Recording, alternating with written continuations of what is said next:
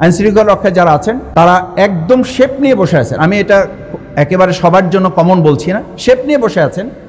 সামনে একটা ক্ষমতায় আসতেছে একটা দল, সেই দলের আনুগত্য পরায়ণ হয়ে কাজ করে তাদের নেক নজরে পড়ার একটা চূড়ান্ত কম্পিটিশন চলতেছে, একটা প্রতিযোগিতা চলতেছে। আমি কিভাবে পরবর্তী যে পার্টি ক্ষমতায় আসতেছে এটা একটা অ্যানালিসিস আমাদের দেশে আছে আর কি, একটা পারসেপশন আছে, এবং সেই পারসেপশনটা আমরাও তুলে ধরেছি। আমরাও রাজনৈতিক নেতৃবৃন্দের পক্ষ থেকে এরকম একটা কথা বলা হয়, আমরা ক্ষমতায় আসছি, আমরা অমুকে প্রধানমন্ত্রী হবে, অমুকে প্রধানমন্ত্রী হবে, অমুকে রাষ্ট্রপতি হবে। আমরা তো ভাগ বাটোয়ারা করে শেষ করে দিয়েছি।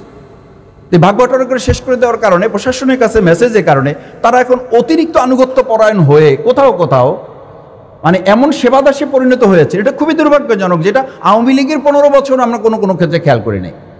তো সেই জায়গায় আইনশৃঙ্খলা রক্ষাকারী বাহিনী এই আমাদের সেগুনবাগিচায় যেখানে আর্মি, পুলিশ, অন্যান্য গোয়েন্দা সংস্থার মধ্যে একটা পার্টি প্রধানকে পিটানো হয়েছে।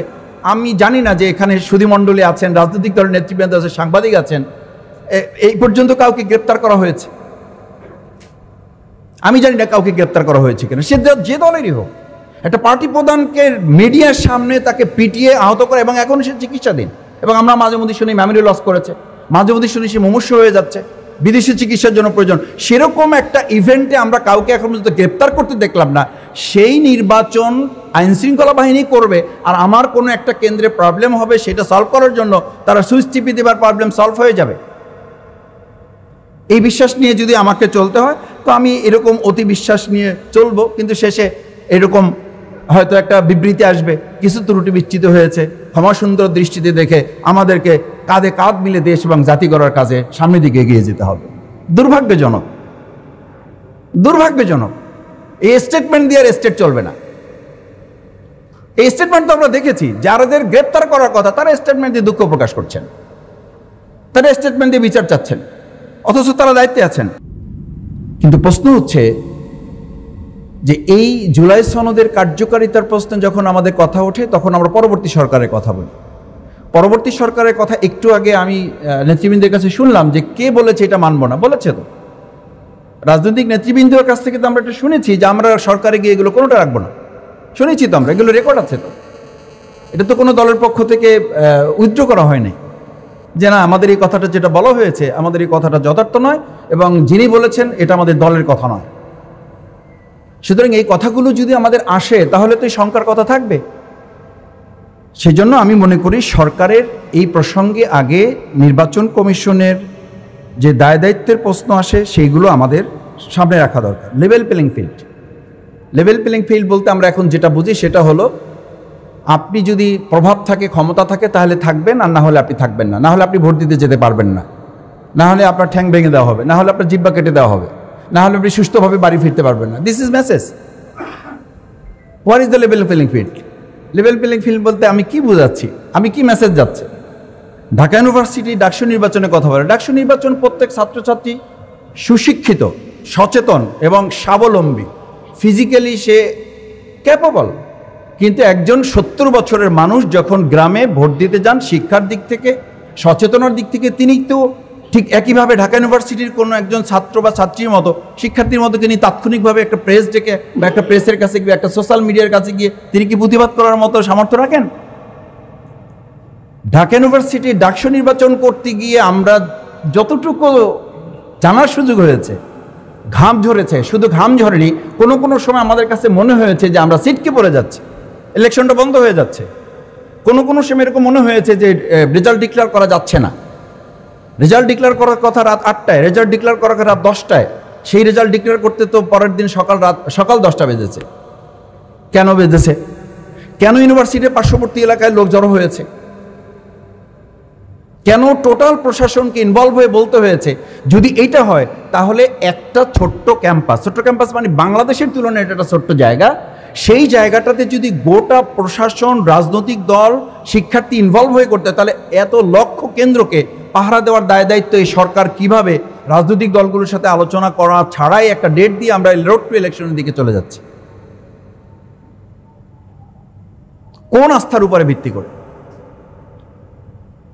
আমি লেভেল প্লেইং ফিল্ডের জায়গায় আমাদের তো প্রতিদিন আমাদের কাছে, আমার মোবাইলে অন্তত 50টা মেসেজ আছে, কালকে অমুককে মেরেছে, কালকে সোশ্যাল মিডিয়ায় একটা মত প্রকাশের জন্য তাকে ধরে এলাকায় মারধর করা হয়েছে, তার পরিবারে বাবা মাকে হুমকি দেওয়া হয়েছে, আপনি দল ছাড়েন, না হলে দল থেকে আপনাকে এখান থেকে এলাকা থেকে বের করে দেওয়া হবে, আপনি ঢাকায় থাকেন এলাকায় আসবেন না, এলাকায় থাকেন এলাকা থেকে চলে যান। এটা তো হচ্ছে এখনকার। এরপর যখন আমরা আরো একটু ইলেকশনের মধ্যে প্রবেশ করব, আমি তো মনে করি তখন ফিল্ডের প্রশ্নে আমাদের আরো অনেক ঝুঁকির মুখে পড়তে হবে।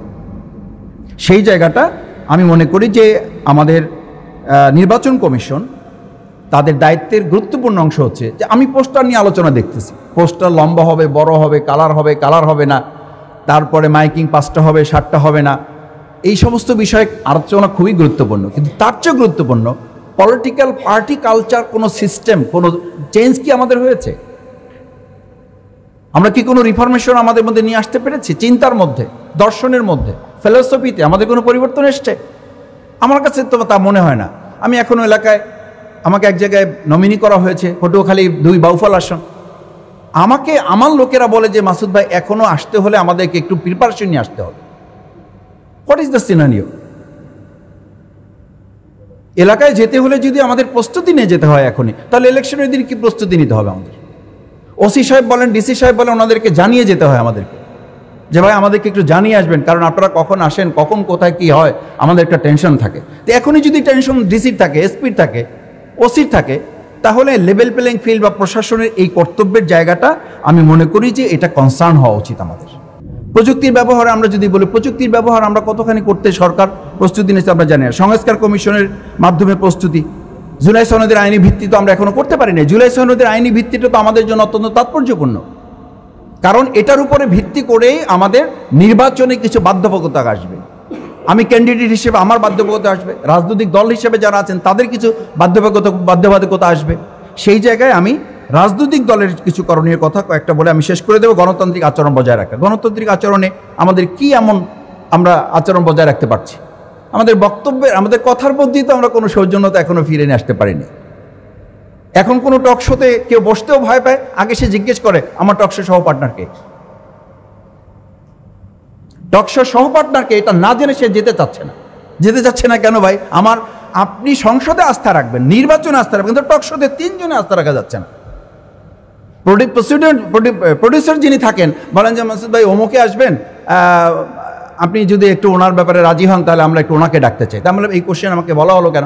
বলছে মাসুদ ভাই এখন এটা একটা কমন কনসার্ন হয়ে গেছে, 3 জন মিলে টকশোতে থাকা যাচ্ছে না। প্রডিউসার ভয় পান যে এই 3 জনের মধ্যে ওখানে এমন পরিস্থিতি তৈরি হবে যে আইনশৃঙ্খলা বাহিনী নিয়োগ করতে হতে পারে, এবং সেই সিনিয়রগুলো তো আমরা দেখতে পাই।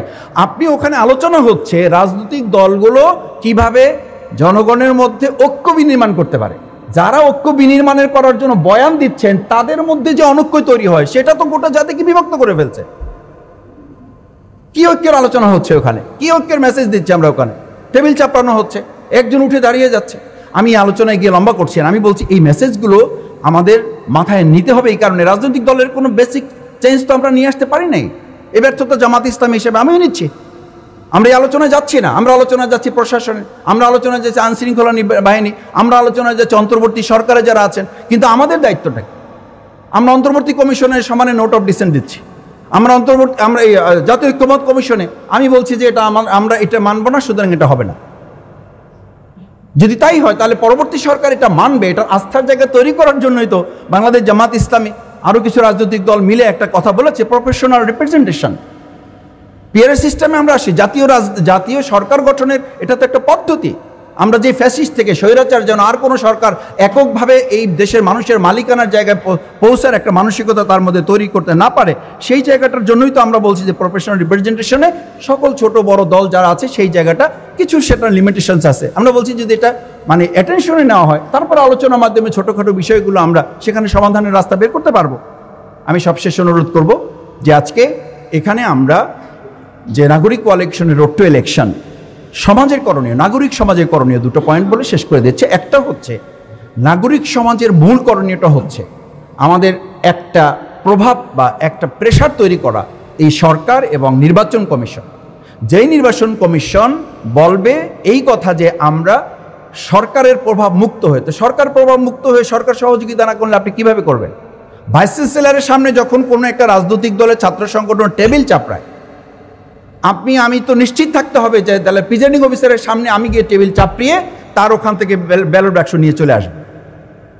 কি হয়েছে তাহলে আমাদের এই যে আইন শৃঙ্খলা রক্ষাকারী বাহিনী ছিল তো ডাকসু ইলেকশনে, কিন্তু আইন শৃঙ্খলা রক্ষাকারী বাহিনীর কাছ থেকে আমি বারবার শুনেছি যে সামগ্রিক সহযোগিতা না হলে শুধুমাত্র আইন শৃঙ্খলা রক্ষাকারী বাহিনীর পক্ষ থেকে আমরা ইলেকশনটা সুষ্ঠু করতে পারবো না। আমি নাগরিক সমাজের প্রতি দুটো কথা বলছি। এক, নাগরিক সমাজের মধ্যে এই প্রভাব তৈরি করতে হবে যে সরকার এবং ইলেকশন কমিশন দুটো মিলে একটা সমন্বয় করা। নাম্বার 2 হচ্ছে নাগরিক কমিশন ভোটারদের এই সচেতনতা তৈরি করা যে আমরা প্রত্যেক জায়গায় সরকারের সহযোগিতা নিয়ে না, বরং নাগরিক সমাজই ওখানে প্রধান এলিমেন্ট হিসেবে কাজ করবে, যাদের সচেতনতার মাধ্যমে প্রশাসন কাজ করতে বাধ্য হবে এবং এককভাবে তারা না, বরং নিরপেক্ষতার জায়গা থেকে একটা ভূমিকা পালন করবে। সবাইকে ধন্যবাদ জানাচ্ছি। ধন্যবাদ।